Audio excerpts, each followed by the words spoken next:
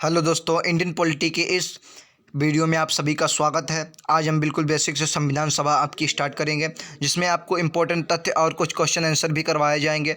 सभी question answer हो आपके लिए बहुत महत्वपूर्ण है और या कोई भी तथ्य हो आपके लिए बहुत महत्वपूर्ण है। इससे पहले हम कई वीडियो आपको इंडियन पॉलिटी के दे चुके हैं, तो वीडियो देखना ना भूलें। तो चलिए शुरू करते हैं। तो चलिए आज का ये वीडियो शुरू करते हैं। सबसे पहले कई वीडियो आपको पॉलिटी के मिल जाएंगे हमारे चैनल के प्लेलिस्ट में, डिस्क्रिप्शन में भी लिंक आपको मिल जाएगा। तो चलिए आज का संविधान सभा शुरू करते हैं। आशा करते हैं संविधान सभा आपको औरों से अलग ज़रूर इसमें कुछ मिलेगा। आपने कभी बहुत अच्छा संविधान सभा के बारे में कहीं ना कहीं से पढ़ा होगा, लेकिन इस वीडियो में आपको कुछ तो नया देखने को ज़रूर मिलेगा। तो चलिए आज का ये वीडियो शुरू करते हैं। सबसे पहले हम बात करें, ज़्यादा पीछे के नहीं, बिल्कुल शुरू से बात करेंगे। भारतीय इतिहास में मंत्रियों के इस दल को, मतलब जो कैबिनेट मिशन आया, कैबिनेट मिशन से 1946 में के नाम से जाना जाता था। 1946 में एक मिशन आया जिसे कैबिनेट मिशन के नाम से जाना जाता है। उसके बाद 15 अगस्त 1947 को भारत के आज़ाद हो जाने के बाद संविधान सभा आपका प्रभुता संपन्न, मतलब खुद का निर्णय लेने वाली सभा हो गई। और इस सभा ने अपना जो कार्य था 9 दिसंबर, आपको याद रखना, सबसे पहली जो बैठक हुई थी 9 दिसंबर 1946 से आरंभ की थी। जी हाँ, 9 दिसंबर 1946 से इसने अपना कार्य करना आरंभ किया था। तो चलिए आप शुरू करते हैं संविधान सभा की बैठक से। तो संविधान सभा की बैठक के बारे में चर्चा करेंगे। और संविधान सभा की बैठक के 9 दिसंबर 1946 को, ये आपको याद रखना, 9 दिसंबर 1946 को संविधान सभा की पहली बैठक हुई, जिसमें अस्थायी अध्यक्ष सच्चिदानंद सिन्हा, जी हाँ, अस्थायी सदस्य सच्चिदानंद सिन्हा को बनाया गया। सच्चिदानंद सिन्हा को कैसा अस्थायी सदस्य बनाया गया। दूसरी बैठक आपकी 11 दिसंबर 1946 को हुई, जिसमें स्थायी अध्यक्ष डॉक्टर राजेंद्र प्रसाद को बनाया गया। उसके बाद जो भी बैठकें हुई सभी में डॉक्टर राजेंद्र प्रसाद बने, यानी कि दूसरी जो बैठक हुई थी 11 दिसंबर 1946 को आपकी दूसरी बैठक हुई थी, आपको याद रखना है। उसके बाद क्या हुआ, इस बैठक में उपाध्यक्ष कौन से, एच.सी. मुखर्जी आपके उपाध्यक्ष बने।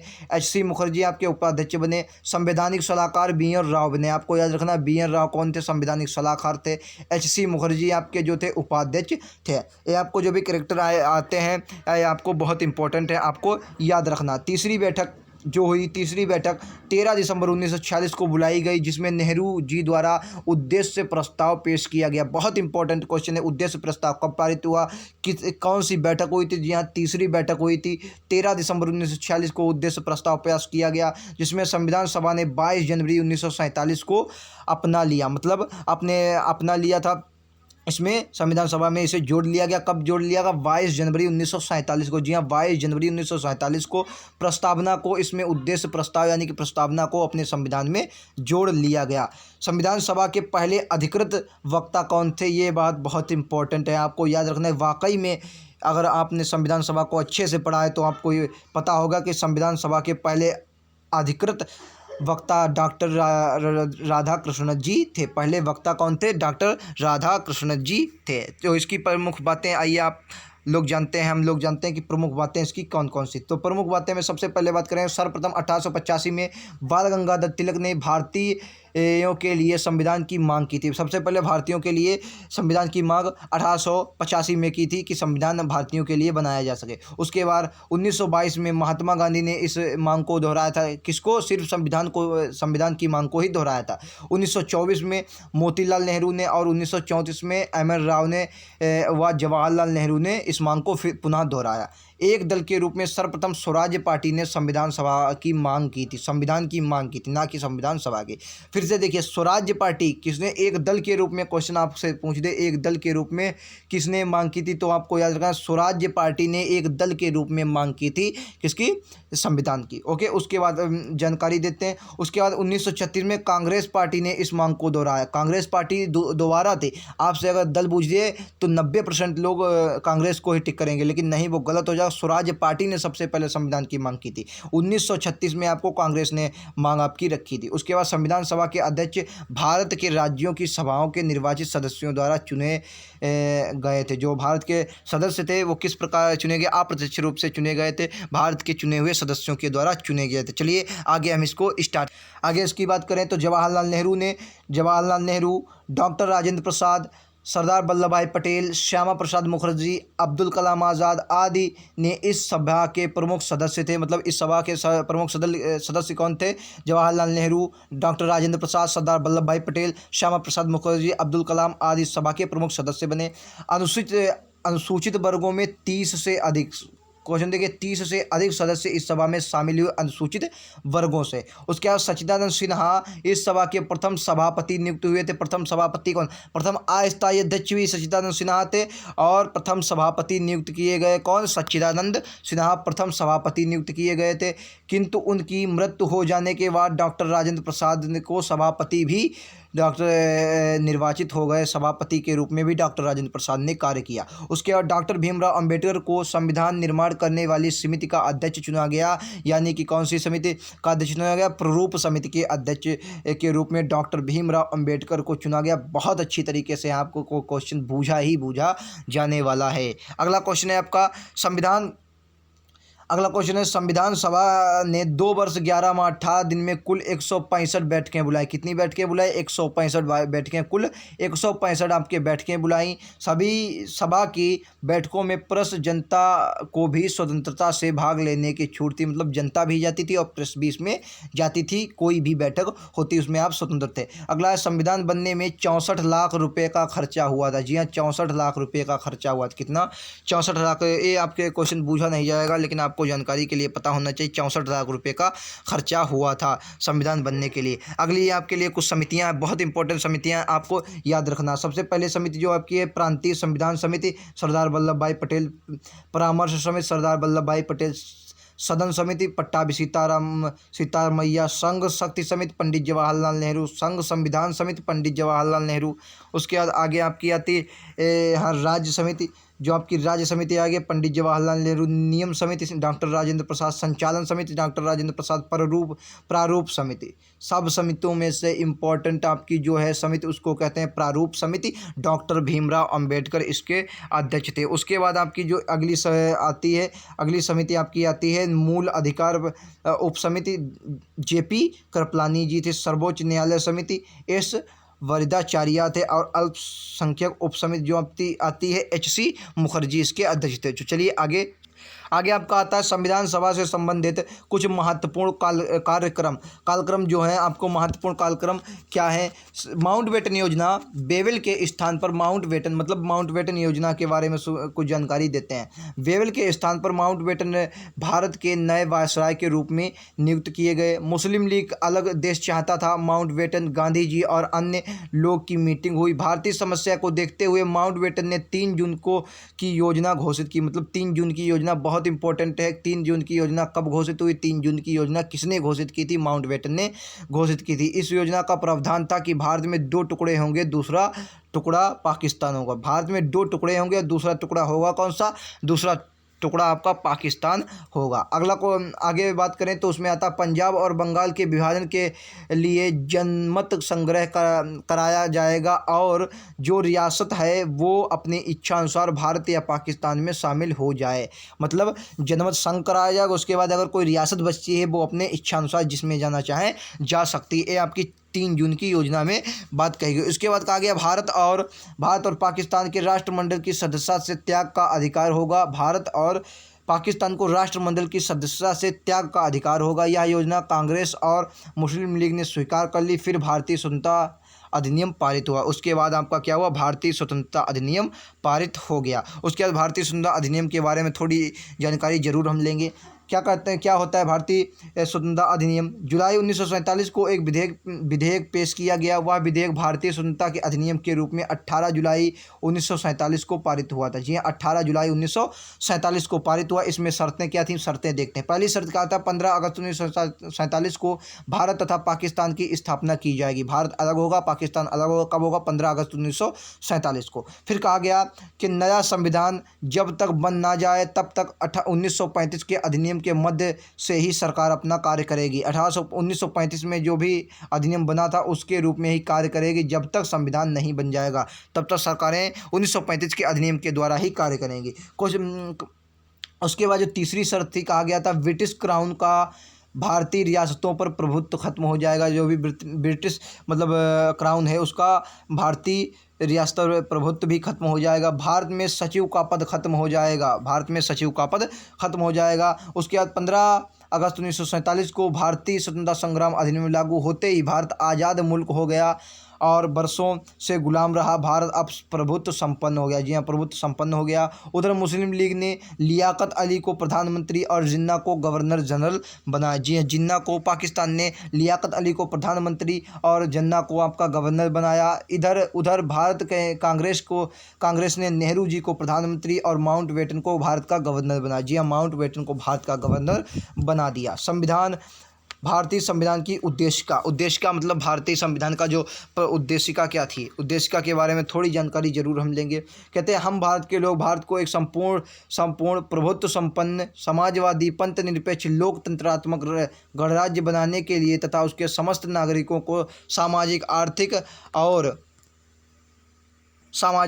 और राजनीतिक न्याय विचार अभिव्यक्ति विश्वास धर्म और उपासना की स्वतंत्रता प्रतिष्ठा और अवसर की समता प्राप्त करने के लिए तथा उन सब में व्यक्ति की गरिमा और राष्ट्र की एकता और अखंडता सुनिश्चित करने वाली बंधुता बढ़ाने के लिए दृढ़ संकल्प होकर अपनी संविधान सभा में आज तारीख 26 नवंबर 1949 ईस्वी मत संघर्ष शुल्क सप्तमी संवत 2006 विक्रम को एतद द्वारा इस संविधान के अंगीकृत अधिनियम और आत्मसमर्पित करते हैं। ये कहा गया था हमारे उद्देशिका यानी कि उद्देश्य प्रस्ताव यानी कि प्रस्तावना में। भारतीय संविधान के महत्वपूर्ण दिन कौन कौन से हैं, क्या क्या हुआ था।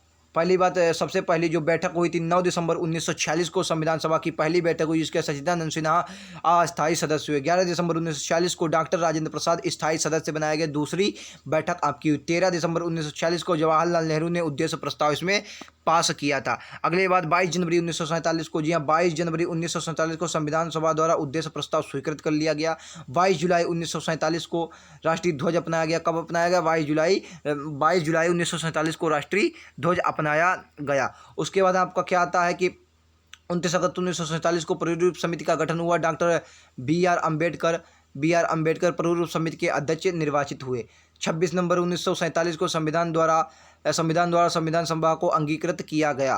24 जनवरी 1950 को राष्ट्रीय गान को अपनाया गया। जी हाँ, 24 जनवरी 1950 को राष्ट्रीय गान को अपनाया गया। संविधान सभा ने किस देश से क्या क्या लिया, आइए उसके बारे में भी विस्तार से जानकारी देते हैं। ब्रिटिश संविधान से आपका सर्वाधिक मत के आधार पर चुनाव और जीत का फैसला, सरकार का संसदीय स्वरूप, कानून निर्माण की विधि, संसद की प्रक्रिया, विधायिका अध्यक्ष का पद और उसकी भूमिका, ये आपका कहाँ से लिया है? संसदीय स्वरूप का कानून, ये आपका ब्रिटिश संविधान से लिया गया। इसके बाद बात करें अगर हम अमेरिका से, तो अमेरिका के संविधान से आपका संघात्मक शासन प्रणाली, मौलिक अधिकारों की सूची, आपके न्यायिक पुनरावलोकन, शक्ति, न्यायपालिका की स्वतंत्रता और उपराष्ट्रपति का पद और स्वतंत्रता आपका अमेरिका के संविधान से ली गई है। कनाडा के संविधान से आपका एक अर्ध संघात्मक सरकार का स्वरूप, अवशिष्ट शक्तियों का सिद्धांत, ये आपका कहाँ से लिया गया? कनाडा से लिया गया। आयरलैंड से आपको डीपीएसपी बहुत इंपॉर्टेंट बात है, राज्य के नीति निर्देशक तत्व लिए गए हैं। राष्ट्रपति निर्वाचन की पद्धति और राज्यसभा में कुछ सदस्यों का मनोनयन लिया गया। फ्रांस के संविधान से आपका स्वतंत्र, समानता और बंधुता का सिद्धांत, गणतंत्रात्मक शासन व्यवस्था, ये आपके फ्रांस से ली गई। जर्मनी के संविधान से आपका क्या लिया गया? जर्मनी के संविधान से आपातकालीन मूल अधिकारों का निलंबन। ऑस्ट्रेलिया का संविधान से आपका संवर्ती सूची लिया गया। व्यापार वाणिज्य लिया गया। समग्र की संविधान स्वतंत्रता, सोवियत संघ और संविधान मूल कर्तव्य लिए गए हैं। ये आपके कहाँ से लिए गए? ये आपके लिए गए जितने भी ऑस्ट्रेलिया से लिए गए। दक्षिणी अफ्रीका से आपका संविधान संशोधन जो है आपका दक्षिणी अफ्रीका से लिया गया। संविधान संशोधन दक्षिण अफ्रीका से लिया गया। संविधान संशोधन की जो भी प्रक्रिया है वो दक्षिणी अफ्रीका से आपकी ली गई है। इसके बाद करें जापान के संविधान से क्या लिया गया? कानून द्वारा स्थापित शब्दावली जो है वो जापान के संविधान से ली गई है। ठीक, तो ये थी संविधान सभा के बारे में कुछ महत्वपूर्ण जानकारी। आशा करते हैं ये जानकारी आपको बहुत अच्छी लगी होगी। तो चलिए अब कुछ क्वेश्चन डिस्कस कर लेते हैं, उनके बारे में भी महत्वपूर्ण जानकारी भी मिलेगी, उन क्वेश्चनों को विस्तार से चर्चा करेंगे। तो आज का पहला क्वेश्चन हमने बिल्कुल शुरू से लिया, संविधान सभा की पहली बैठक कब हुई? जी हाँ, संविधान सभा की जो पहली बैठक थी 9 दिसंबर 1946 को हुई। संविधान सभा की पहली बैठक 9 दिसंबर को हुई। इसके जो अध्यक्ष थे, अस्थायी अध्यक्ष सच्चिदानंद सिन्हा बने थे। दूसरी बैठक 11 दिसंबर 1946 को हुई। इसके अध्यक्ष जो थे, स्थायी अध्यक्ष डॉक्टर राजेंद्र प्रसाद बने थे। अगला क्वेश्चन आपको बताना है, इसका राइट आंसर क्या हो जाएगा। संविधान सभा का गठन किस मिशन के तहत हुआ था। संविधान सभा का जो गठन हुआ वो किस मिशन के तहत हुआ, तो इसका राइट आंसर आपका हो जाएगा कैबिनेट मिशन, या कैबिनेट मिशन के तहत इसका गठन हुआ। संविधान सभा में हमने बिल्कुल बिगनिंग से लगाकर आपको बहुत अच्छे से प्रॉपर तरीके से आपको समझाया। आशा करते हैं बहुत अच्छा आपको वीडियो लगा होगा। अगर वीडियो अच्छा लगा हो तो चैनल को सब्सक्राइब करें, लाइक शेयर करना ना भूलें। संविधान सभा का एक नया आपका ये अंदाज पढ़ने का कैसा लगा हमें कमेंट बॉक्स में ज़रूर बताइएगा। तो कैबिनेट मिशन के बारे में थोड़ी जानकारी लेते हैं। 1946 को भारत आया था cabinet mission. Sir Patrick Lawrence, A V Alexander और स्टैफोर्ड क्रिप्स, ये आपके 3 अंग्रेज भारत आए थे जिनके द्वारा, जिनके संदर्भ में आपका जो था संविधान सभा का गठन हुआ था। ये क्रिप्स मिशन में आए थे। उसके बाद संविधान सभा के सदस्यों की बात करें, सदस्य कैसे सदस्य आए थे, तो संविधान सभा के अगर सदस्यों की हम बात करेंगे तो संविधान सभा कह रहा है संविधान सभा के सदस्यों की संख्या कितनी थी, होनी थी। तो संविधान सभा के जो सदस्यों की संख्या थी वो 389 होनी थी। इसके बारे में हम संपूर्ण जानकारी देखते हैं। संविधान सभा की जो कुल सदस्य संख्या थी 389 होनी थी। ब्रिटिश भारत से जितने भी आएंगे वो 296 आपके ब्रिटिश भारत से तथा 93 आपका देसी रियासतों से आने थे। जी हाँ, 93 आपको देसी रियासतों से, और कुल सदस्य संख्या 389 थी। सभी सदस्यों का निर्वाचन अप्रत्यक्ष रूप से होना था। जी हाँ, अप्रत्यक्ष रूप से इनका सभी का निर्वाचन होना था। उसके बाद अगला क्वेश्चन आपका संविधान सभा के उपाध्यक्ष। संविधान सभा के उपाध्यक्ष कौन से, तो संविधान सभा के उपाध्यक्ष एस.सी. मुखर्जी संविधान सभा के उपाध्यक्ष थे। बी.एन. राव जो थे आपके संवैधानिक सलाहकार थे। संवैधानिक सलाहकार बी.एन. राव थे। एस.सी. मुखर्जी संविधान सभा के उपाध्यक्ष थे। अगला क्वेश्चन है संविधान सभा में कितनी समितियां बनाई गई थी। संविधान सभा में कितनी समितियां बनाई गई थी, तो 9 समितियां संविधान सभा में बनाई गई थी। 9 समितियां। आइए उन समितियों को भी देखते हैं। हमने पहले भी समितियों को देखता है, लेकिन इसमें भी कुछ नए तरीके से आपको देखने को मिलेंगी ये समितियां। चलिए देखते हैं। इनमें सबसे पहले आती है संघ समिति। इसके पीटी नेहरू, पंडित जवाहरलाल नेहरू जी इसके सदस्य थे। संघीय समिति में नेहरू जी थे। प्रांतीय संविधान समिति में वल्लभ भाई पटेल जी थे। प्रारूप समिति में आपको बी आर अम्बेडकर, बिल्कुल याद रखना है। इसमें 7 सदस्य आपको थे। इसके बारे में विस्तार से अभी चर्चा नीचे की गई है। मूल अधिकार एवं अल्पसंख्यक संबंधी जो थे वल्लभ भाई पटेल इसके थे। प्रक्रिया नियम समिति डॉक्टर राजेंद्र प्रसाद बिल्कुल थे। संचालन समिति डॉक्टर राजेंद्र प्रसाद थे। कार्य संचालन समिति के एम मुंशी थे। बहुत इंपॉर्टेंट, कार्य संचालन समिति मुझे बिल्कुल याद नहीं आ रहा था। जो के एम मुंशी कार्य संचालन समिति है, वेरी वेरी इंपॉर्टेंट, आपको बिल्कुल ना याद हो, लेकिन ये दो आपको प्रारूप समिति और कार्य संचालन समिति ये दोनों आपको याद ही रखनी है। उसके बाद आपके 9वें नंबर पर जो आती है झंडा समिति, जिसके आपके राजेंद्र प्रसाद जी थे। आइए इनके याद करने का आपको तरीका बताने, बिल्कुल आपको अच्छा लगेगा। देखिए संघ समिति में देखिए सबसे पहले डॉक्टर राजेंद्र प्रसाद आपको जो बने थे प्रधानमंत्री बने थे। यानी कि संघ मतलब क्या होता है, समूह भारत, देश का समूह भारत एक संघात्मक, तो प्रधानमंत्री से आपको याद रखना है पीटी नेहरू। संघ संविधान मतलब संघीय शासन व्यवस्था, इसमें भी आपको नेहरू जी याद रखना है। प्रांतीय संविधान में वल्लभ भाई पटेल आपको याद रखना है। जो देशी रियासतें थी उनको जोड़ने का काम हमें वल्लभ भाई पटेल ने किया। यानी कि एक हिसाब से उन्हें प्रांत मान लीजिए, जो प्रांतों का कार्य किसने किया, वल्लभ भाई पटेल ने किया। यानी कि प्रांतीय संविधान वल्लभ भाई पटेल। प्रारूप समिति भारत का कैसा होगा संविधान जो तैयार किया वो आपका बी आर अम्बेडकर ने तैयार किया था, यह आपको याद रखना है। मूल अधिकार एवं अल्पसंख्यक संबंधी जो भी समिति थी, वही बात जो मूल अधिकार और अल्पसंख्यक समिति की बनाई गई वो वल्लभ भाई पटेल द्वारा बनाई गई थी। प्रक्रिया मतलब किस प्रकार से चलेगा, डॉक्टर राजेंद्र प्रसाद आपको याद रखना है अध्यक्ष थे, तो वो ही बताएंगे किस प्रकार से हमारा संविधान चलेगा। यानी कि प्रक्रिया किस प्रकार से संविधान सभा की होगी, यानी कि उसके क्या हो गए, राजेंद्र प्रसाद हो गए। वही संचालक, यानी कि किस प्रकार से संचालन होगा, किस प्रकार से आगे की डेट करी जाएगी, संचालक कौन होगा, राजेंद्र प्रसाद। इसका कार्य संचालन में ये आपको याद रखनी, कार्य संचालन के एम मुंशी हो जाएगा। इसमें लोग कन्फ्यूजन से राजेंद्र प्रसाद जी लगा देते हैं, लेकिन कार्य संचालन जो है आपकी, ये आपकी के एम मुंशी की हो जाएगी। अगली जो आपकी आती झंडा समिति, राजेंद्र प्रसाद। अगला क्वेश्चन है प्रारूप समिति के बारे में, बिल्कुल विस्तार से जानकारी लेते हैं इस क्वेश्चन के माध्यम से। क्वेश्चन कह रहा है प्रारूप समिति में कितने सदस्य थे। जो प्रारूप समिति थी इसमें कितने सदस्य थे, तो प्रारूप समिति में आपके 7 सदस्य थे। तो इसके बारे में प्रारूप समिति के बारे में विस्तार से जानकारी देते हैं। प्रारूप समिति जो थी, प्रारूप समिति में 29 अगस्त 1947 को इसकी गठन हुआ। सदस्य कौन कौन थे, बी आर अम्बेडकर जो थे इसके अध्यक्ष थे। गोपाल स्वामी अयंगर इसमें थे। आल्लादी कृष्णा स्वामी इसमें शामिल थे। के एम मुंशी शामिल थे। उसके बाद मोहम्मद सादुल्ला इसमें शामिल थे। एन माधव राव इसमें थे। टी कृष्णामाचारी, ये आपके 7 सदस्य इसके थे प्रारूप समिति के। उसके बाद अगला आता है संविधान सभा जो थे संविधान भारतीय संविधान ने राष्ट्रीय ध्वज को कब अपनाया? भारतीय संविधान ने राष्ट्रीय ध्वज को कब अपनाया? तो 22 जनवरी 1947 को इसको अपनाया था। 24 जनवरी 1950 को राष्ट्रीय गीत व राष्ट्रीय गान को अपनाया गया। अगला क्वेश्चन, राष्ट्र क्वेश्चन आपका, संविधान जो था आंशिक रूप से कब लागू हुआ? तो 26 नवंबर 1949 को आंशिक रूप से, और 26 जनवरी 1950 को बिल्कुल आपका पूरी तरीके से संविधान लागू हो गया था। तो ये थी संविधान सभा के बारे में जानकारी। अगर आपको कुछ नया इस संविधान सभा में देखने को मिला हो तो चैनल को सब्सक्राइब करें, इस वीडियो को ज़्यादा से ज़्यादा और लोगों को भी शेयर करें और हमारे चैनल पर बने रहें। आगे हम पॉलिटी का पूरा विस्तार से सिलेबस आपको करवाएंगे। आपको और भी वीडियो का लिंक डिस्क्रिप्शन में मिल जाएगा। तो आज के लिए इतना ही। Thank you.